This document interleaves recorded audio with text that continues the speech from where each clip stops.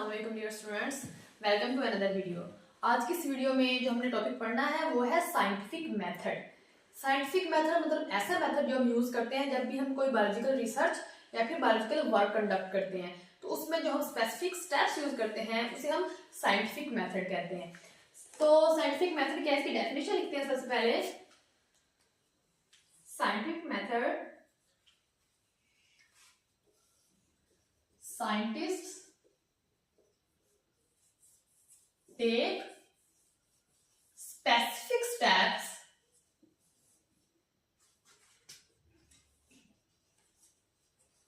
for doing scientific work or research।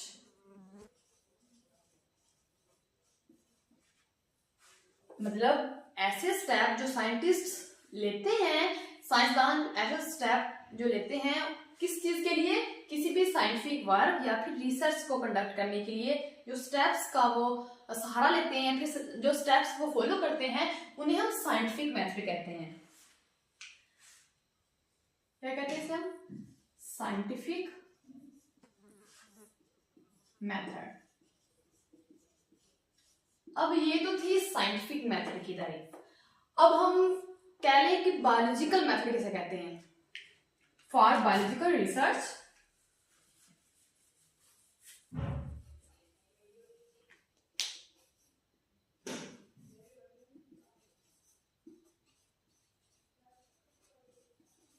these steps are called biological method.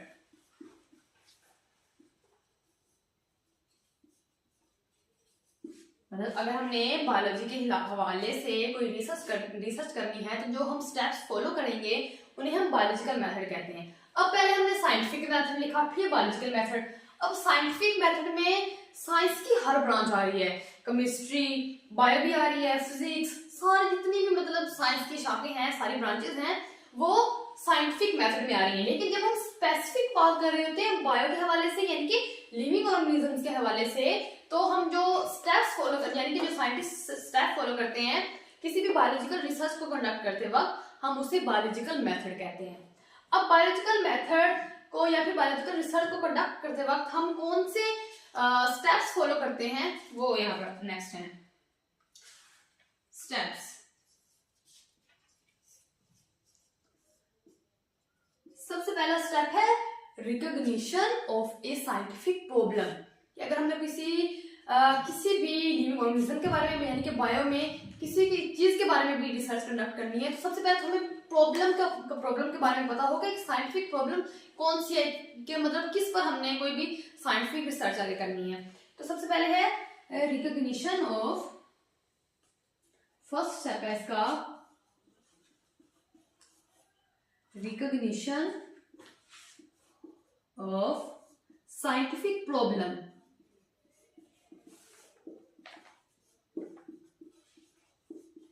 कि scientific problem कौन सी है इसमें। उसके बाद सेकंड स्टेप है इसका ऑब्जर्वेशन।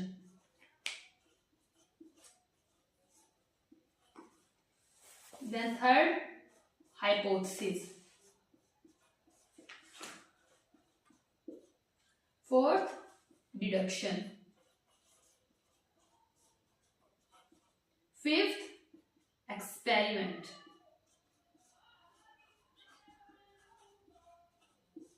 और सिक्स और लास्ट स्टेप है रिजल्ट्स।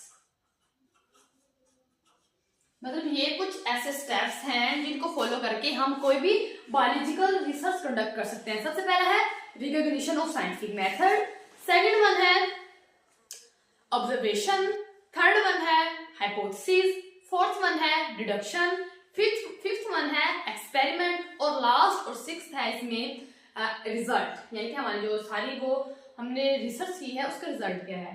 ये स्टेप्स हम one by one next discuss करेंगे। फर्स्ट है रिकॉग्निशन ऑफ साइंटिफिक प्रॉब्लम, जैसे कि नाम से ही वाज़ेह है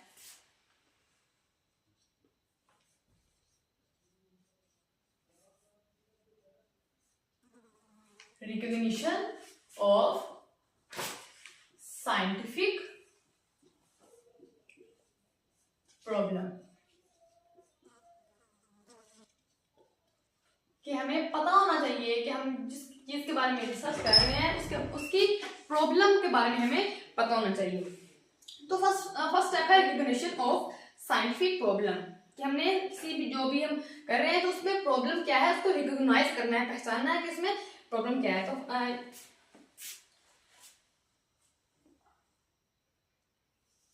scientist recognise the scientific problem, मतलब किसी भी बायोलॉजिकल रिसर्च या वर्क से पहले रिकॉग्नाइज करते हैं प्रॉब्लम के बारे में। जैसे हम एग्जांपल लेते हैं कि किसी भी बायोलॉजिस्ट ने ये मतलब ऑब्जर्व किया है, एग्जांपल हम लेते हैं कि किसी भी बायोलॉजिस्ट ने ऑब्जर्व किया है कि किसी एक स्पेसिफिक एरिया में जो वहां पर पौधे मौजूद हैं उनकी जो हाइट है वो हद से मतलब जो यूजुअली होती है कुदरती होती है उससे ज्यादा बढ़ रही है। ये उसने रिकॉग्नाइज कर लिया कि कोई साइंटिफिक प्रॉब्लम है। अब इस प्रॉब्लम को लेकर उसने नेक्स्ट रिसर्च करनी है, जिसे हम नेक्स्ट बायोलॉजिकल रिसर्च कहेंगे, और जो मेथड्स वो यूज करेगा उसे हम बायोलॉजिकल मेथड्स कहेंगे। एग्जांपल हमने ली है कि biologist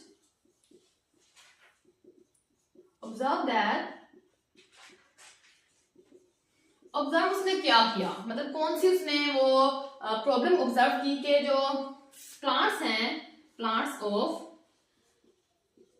specific area, specific area are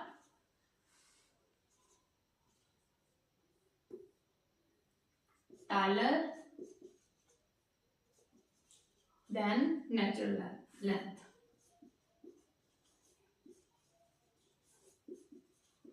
मतलब जो उसने बायोलॉजिस्ट ने ये ऑब्जर्व किया कि जो एक स्पेसिफिक एरिया में प्लांट्स हैं उनकी जो लेंथ है यानी कि उनकी लंबाई जो है उनकी जो नेचुरल उनकी लंबाई है उससे ज्यादा बढ़ रही है।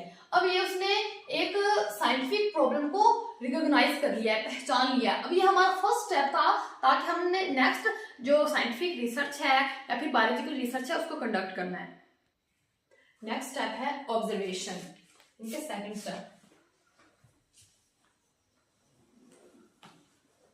Observation. Scientists make observation about the research or problem।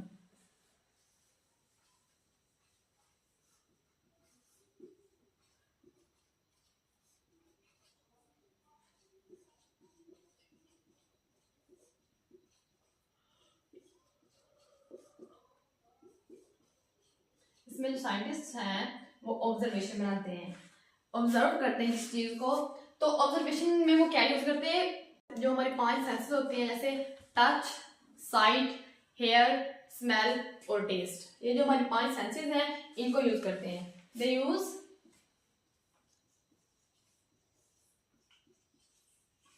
5 senses in observation. अब ऑब्जर्वेशन जो हमने मतलब साइंटिस्ट जो ऑब्जर्वेशन करते हैं वो भी 2 तरह की होती है, क्वालिटेटिव और क्वांटिटेटिव। 2 टाइप्स है इसकी। फर्स्ट वन है क्वालिटेटिव।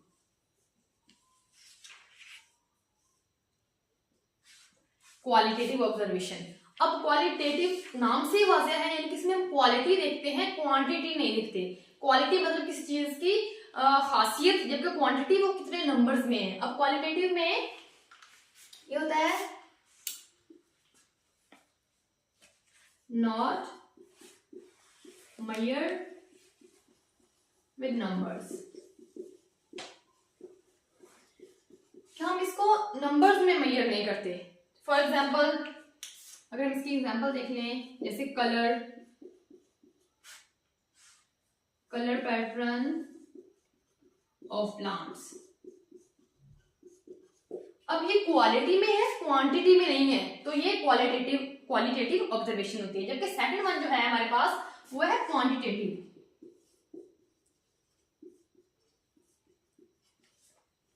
क्वांटिटी ऑब्जर्वेशन यानी कि क्वांटिटी में, measured with numbers,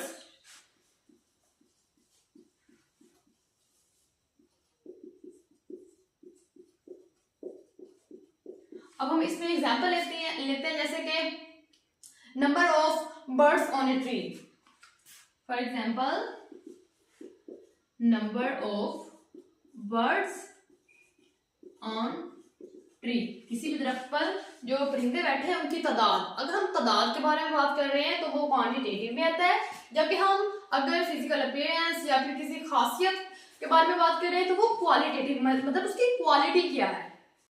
hypothesis, hypothesis में on the basis of observation जो साइंटिस्ट हैं वो एक स्टेटमेंट डेवलप करते हैं जिसे हम क्या कहते हैं, hypothesis. On the basis of observation scientist develop a statement that the answer of a scientific problem, जो हम साइंटिफिक प्रॉब्लम को लेकर चल रहे हैं उसका आंसर होता है, मतलब उसके जवाब में कि उस साइंटिफिक प्रॉब्लम का क्या सोल्यूशन है, तो वो एक स्टेटमेंट तैयार करते हैं जो कि टेंटेटिव होती है। Tentative answer of scientific problem is called hypothesis. Tentative होती है, एक चीज होती है टेंटेटिव और एक होती है परमानेंट। टेंटेटिव मतलब वो टेंटेटिव चीज परमानेंट बन सकती है, लेकिन परमानेंट जो होती है वो हमें पता होता है कि वो एग्जैक्ट है, लेकिन टेंटेटिव का हम 100% श्योरिटी नहीं देते कि मतलब एग्जैक्ट यही चीज है। तो क्या होता है कि टेंटेटिव एक स्टेटमेंट, जो साइंटिस्ट है वो उस साइंटिफिक प्रॉब्लम को मद्देनजर रखते हुए एक स्टेटमेंट देते हैं जो कि टेंटेटिव होती है, जिसे हम हाइपोथेसिस कहते हैं, या फिर हम उसे मतलब आंसर होता है उस साइंटिफिक प्रॉब्लम का।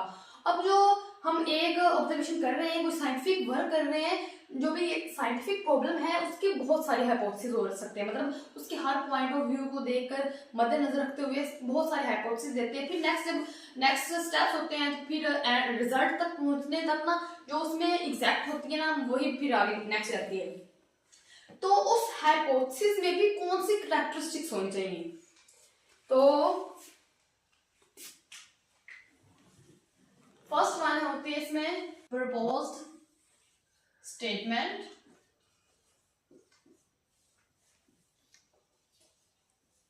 For the problem, for the scientific problem,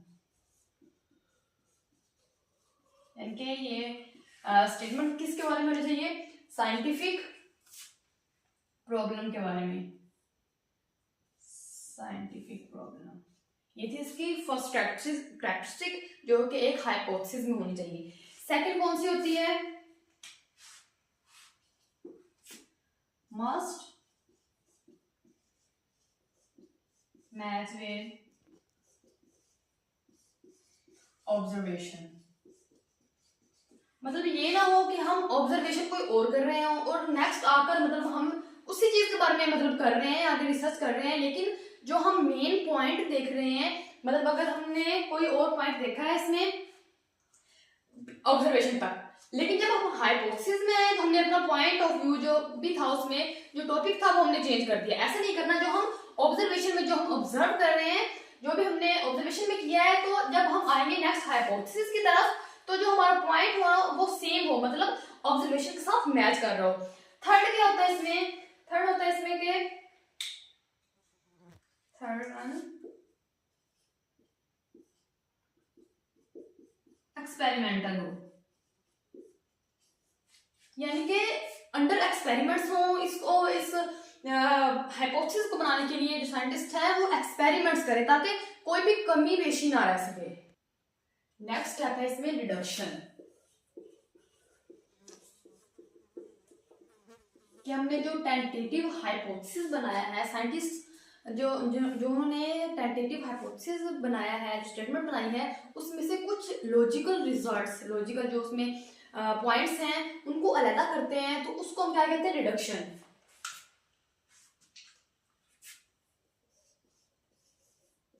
logical results को सेपरेट करते हैं, उसको एक वे देते हैं, उसको एक, तो हम उसे क्या कहते हैं, डिडक्शन। हाइपोथेसिस में से मतलब हम अगर हमारे पास हाइपोथेसिस, अगर हमने किसी भी एक कोई एक्सपेरिमेंट कर रहे हैं, कोई वर्क कर रहे हैं, तो उसमें हाइपोथेसिस जो मैंने पहले बताया कि जो एक साइंटिफिक प्रॉब्लम है उसके बारे में काफी सारे स्टेटमेंट्स लिखी जाती हैं, टेंटेटिव स्टेटमेंट जिन्हें हम हाइपोथेसिस कहते हैं। तो उसमें इतनी सारी लिखेंगे जो उसमें लॉजिकल होती हैं, मतलब जो जिससे हमें मीनिंग पता चल रहा होता है कि हाँ इसका कोई मतलब है और ये रियलिटी पर बेस्ड है, तो उसको हम मतलब समराइज कर लेते हैं, निकाल लेते हैं उस हाइपोथेसिस में से, तो उसे हम क्या कहते हैं, डिडक्शन। इसमें डिडक्शन में हम पैटर्न, साइंटिस्ट जो है वो पैटर्न एक फॉलो करते हैं जिससे कहते हैं if and then. Scientist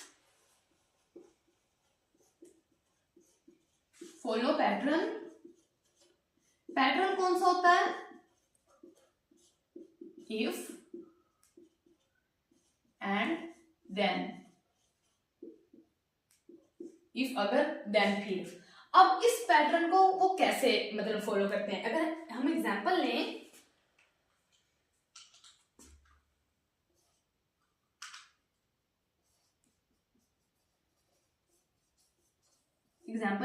if और देन को हमने जो है पैटर्न फॉलो करना है। हम कहते हैं कि हमने हाइपोथेसिस लिखी कि जो डिस्कलरेशन, यानी कि डिस्कलरेशन कहते हैं जब डिस्कलरेशन ऑफ लीव्स के पत्तों में से कलर मतलब उड़ गया, वो डिस कहते हैं, मतलब नोट की मीनिंग में आता है, कलर यानी कि रंग। अब पत्तों का जो रंग है मतलब वो बेरंग हो गए हैं, तो उसकी वजह है आयरन की कमी, किसमें, सॉइल में। तो हमने हाइपोथेसिस लिखी, यानी कि हमने साइंटिफिक प्रॉब्लम को मद्देनजर रखते हुए हमने जो टेंटेटिव स्टेटमेंट यानी कि हाइपोथेसिस लिखी, वो क्या थी, हाइपोथेसिस हमारे पास थी, पहले हम यहाँ पर हाइपोथेसिस लिखते हैं कि discoloration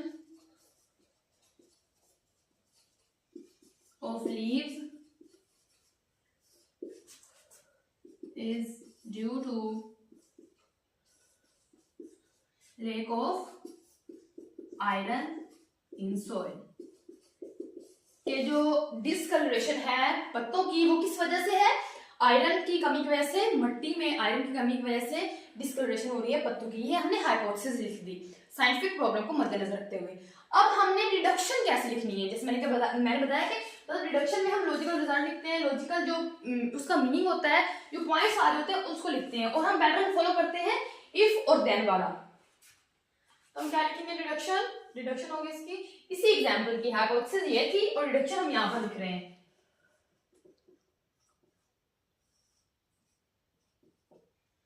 If we increase amount of iron in soil, मैं सिंपल वे में लिख रही हूं, if we increase amount of iron in soil, then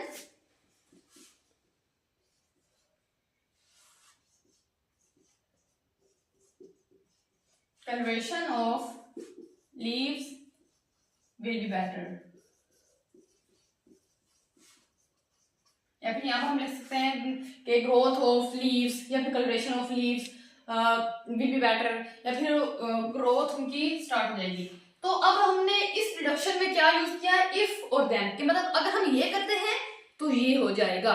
यहाँ पर हमने लिखा इफ वो increase the amount of iron, कि हमने रिडक्शन में तकरीबन यहाँ पर हम उस मरहले पर पहुंच गए हैं कि हम उस साइंटिफिक प्रॉब्लम का कुछ हल निकाल रहे हैं। कि अगर हमने हमारे पास ये प्रॉब्लम थी कि डिस्कलरेशन हो रही थी आयरन की कमी की वजह से, तो हमने रिडक्शन में लिखा है कि if we increase the amount of iron, कि अगर हम आयरन की मिकदार को बढ़ा दें, देन हमने कहा था कि हमने इफ और देन वाला जो है वो इसमें यूज करना है। अगर हम आयरन की कंसंट्रेशन को बढ़ा दें, then colouration of leaves will be better, कि जो डिसकलरेशन हो गई थी, पत्तों का जो रंग था वो गायब हो गया था आयरन की कमी की वजह से। तो हमने रिडक्शन लिखा कि अगर हम आयरन की मिकदार को बढ़ा दें तो जो उनकी डिसकलरेशन थी वो वापस मतलब सही हो सकती है, यानी कि उनका कलर पत्तों का वापस आ सकता है और उनकी ग्रोथ बढ़ सकती है। Then colouration of leaves will be better. अब यहाँ पर हमने देन यूज किया है, इफ स्टार्टिंग में यूज किया, अगर देन हमने बाद में यूज किया कि अगर हम ये तरीका अपनाते हैं तो हम इस मतलब जो हमारे पास प्रॉब्लम है उससे निजात हासिल कर सकते हैं।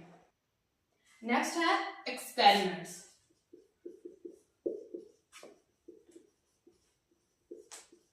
साइंटिफिक मेथड का जो हमारा नेक्स्ट स्टेप है वो है एक्सपेरिमेंट्स।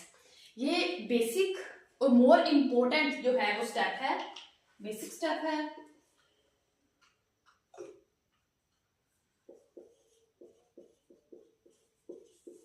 अब इसमें क्या होता है एक्सपेरिमेंट्स में जो साइंटिस्ट हैं वो जो हमारे पास हाइपोथेसिस आई है किसी भी साइंटिफिक प्रॉब्लम में, जो हमने स्टेटमेंट लिखी थी टेंटेटिव स्टेटमेंट, उसमें किसी एक को सिलेक्ट करते हैं, बाकी जितनी बच जाती है हाइपोथेसिस, क्योंकि हमने पहले बताया कि हाइपोथेसिस एक नहीं होती, एक साइंटिफिक प्रॉब्लम की बहुत सारी हाइपोथेसिस होती हैं। अब उस एक हाइपोथेसिस को सिलेक्ट करते हैं, उसको अप्रूवल देते हैं, और जो बाकी बच जाती है उसको रिजेक्ट कर देते हैं। अब जो हमारे पास एक सिलेक्ट हो गई है उस पर भी फर्दर एक्सपेरिमेंट्स करते हैं ताकि इसमें कोई कमी कुताही हो तो उसको मतलब वहीं से करेक्ट कर लिया जाए, उसकी और मजीद करेक्टनेस को जांचने के लिए फिर उस पर और मजीद एक्सपेरिमेंट्स करते हैं। तो ये बेसिक स्टेप है। इसमें क्या होता है, साइंटिस्ट जो है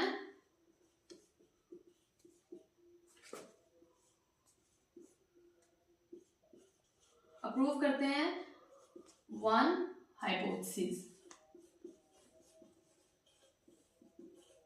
जबकि जो बच जाती हैं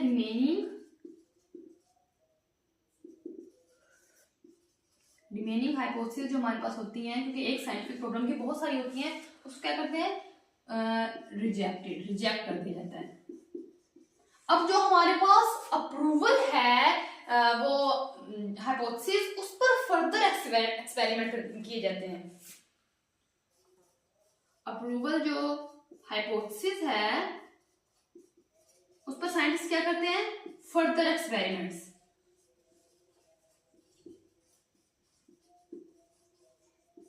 अब जो ये अप्रूवल हमारे पास हाइपोथेसिस है, इसी को मद्देनजर रखते हुए डिडक्शन भी लिखी जाती है और इस पर फर्दर एक्सपेरिमेंट्स किए जाते हैं। और एक्सपेरिमेंट क्यों करते हैं, इसकी करेक्टनेस को फाइंड करने के लिए, मजीद इसमें कोई मिस्टेक तो नहीं है, मतलब ये इंश्योर करने के लिए कि ये फुली करेक्ट है। नेक्स्ट और लास्ट स्टेप है साइंटिफिक मेथड का रिजल्ट्स। हम कोई भी अगर कोई एक्सपेरिमेंट स्टार्ट करते हैं, कोई चीज स्टार्ट करते हैं, तो एंड किस चीज पर होती है, रिजल्ट्स पर, यानी कि इसके नतीजे क्या निकले हैं। तो लास्ट स्टेप है रिजल्ट्स।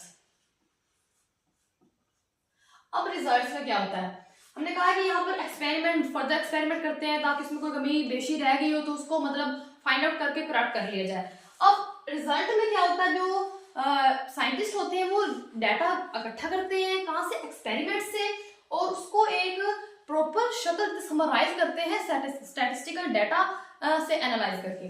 मतलब इसमें क्या होता है, साइंटिस्ट जो है वो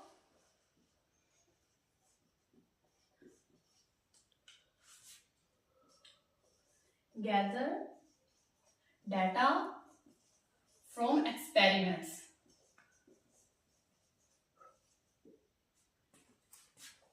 एक्सपेरिमेंट से डाटा इकट्ठा करते हैं, डाटा इकट्ठा कर लिया, अब उसको समराइज करते हैं, किस चीज का इस्तेमाल करते हुए, स्टैटिस्टिकल एनालिसिस का इस्तेमाल करते हुए, स्टैटिस्टिकल यानी मैथमेटिकल टूल्स, एनालिसिस और ग्राफ्स का इस्तेमाल करते हुए क्या करते हैं, समराइज करते हैं, डाटा को एक प्रॉपर वे देते हैं। और इस मतलब डाटा को समराइज करने के बाद एक, ताकि लोगों को जानने के लिए आसानी हो, तो एक साइंटिफिक रिपोर्ट बनाते हैं, साइंटिफिक या फिर बायोलॉजिकल रिपोर्ट।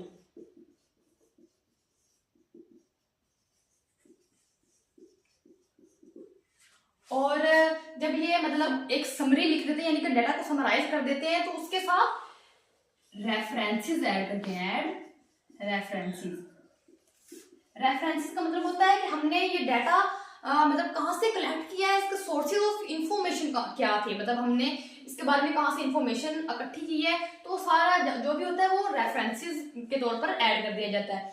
उसके बाद ये जो अपनी फाइंडिंग्स है, यानी कि अपने जो इनके रिजल्ट्स आए हैं उसको पब्लिश करते हैं साइंटिफिक जर्नल्स में, बायोलॉजिकल जर्नल्स में, पब्लिश देयर फाइंडिंग्स